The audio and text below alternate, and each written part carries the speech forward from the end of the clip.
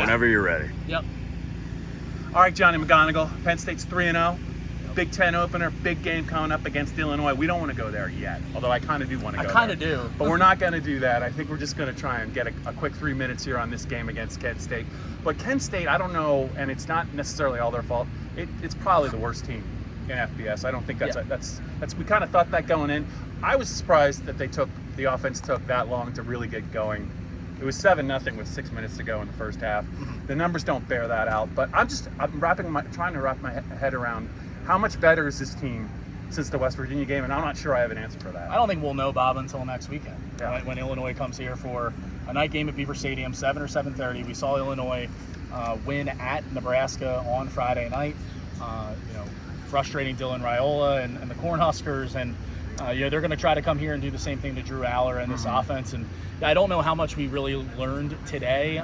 It was a good experience and a good outing for the younger Nittany Lions, the guys in the second half who really don't get a lot of run and decidedly did in this one. It was a record-setting day. 718 offensive yards. Right. It's the most in program history in a single game, thwarting the effort in 1926. I believe Susquehanna? it was against Susquehanna. Yeah, they were really tough back then. Susquehanna catching a stray. I came on the beat in 27. I wasn't there for that game, but I was just there missed right it. after. Missed it by a year. You heard the stories. Yeah. So record-setting day. Drew Aller, 309 passing yards. I think 17 of 21, 3 touchdowns, no picks. Yeah. Clean day for him. Clean day for the running game. Liam Clifford gets involved. James wasn't just blowing smoke, man.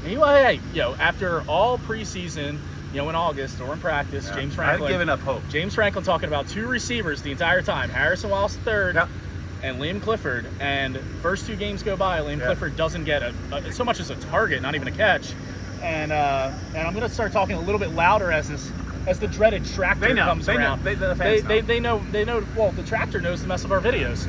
But Liam Clifford gets involved. First career touchdown, 3 catches, 64 yards. Amari Evans goes over 100 yards. Yeah. I believe he has a catch of at least 25 yards in the last 5 games going back to last season. So that's good to have him. I mean, his speed is a weapon. I don't know. What are your take? Do you have any? I don't know. I have a couple. I don't know if they were trying to today, but the case for Tyler Warren is one of the best players in the country. The stats are starting to back that up. I know it was Penn State, but they showed off his athleticism and his versatility. He was a Wildcat quarterback a couple years ago. They brought that back. He threw an ugly touchdown pass to Nick Singleton, but it all counts, right? And he's just devastating as a receiver. I'll tell you the guy who he reminds me of, and you're going to make fun of me because you're an Eagles fan and I'm a Cowboys fan. He reminds me a lot of Jason Witten.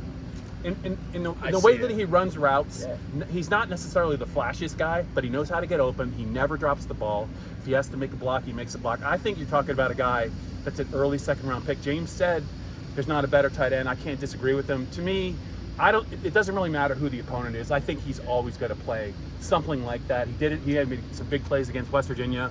He was there when they really needed him against Bowling Green. The other thing I'm going to just say is they lost Cam Wallace to injury late in the game, and that's not a big deal. But this is a team it's starting to pile up. Kevin Winston's not coming back. Maybe not. Who knows? Maybe not again. Yeah. They're going to miss Rapplier. I thought, and I know people are going to say this isn't relevant, I don't know why Bo Prabula was in the game to take that vicious hit. No idea. He should not have been. Even if they don't have a scholarship quarterback, you cannot afford to keep a guy like that who wants to run. He scored a touchdown late. And I just think moving forward, I just wish, I think Max Roth and I talked about it earlier in the week. He's not a guy that needed to use a lot in this game. Had he gotten hurt, we're talking about a completely different team. And I think it's just something to watch moving forward. Sometimes in blowouts, I just wonder why some guys stay in way too long and other guys get the free pass early in the game. Yeah, I mean, you mentioned Bo Prabula wanting to run. Penn State wants to use him as a part of their offense. Yeah. It's very statement of intent in the first game, third snap of the season at West Virginia. So if you want to have him as a part of this offense and a piece that will help further you along as the season goes on, no sense putting him in danger in week 3 in a blowout against Kent State. Anyway, and I agree with you, by the way, about Tyler Warren.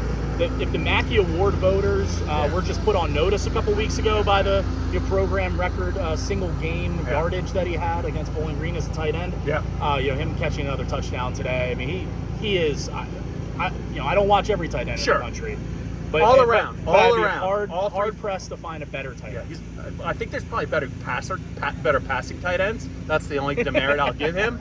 But the natural skills are all there. He's worked very hard. Johnny, I'll just say this. I think obviously the numbers say they were good this week. I think they're going to need to be better than they've been the last 2 weeks to beat Illinois. I think they can get there, but I think they have to be better to beat a pretty tough Illinois team. Looking forward to that one.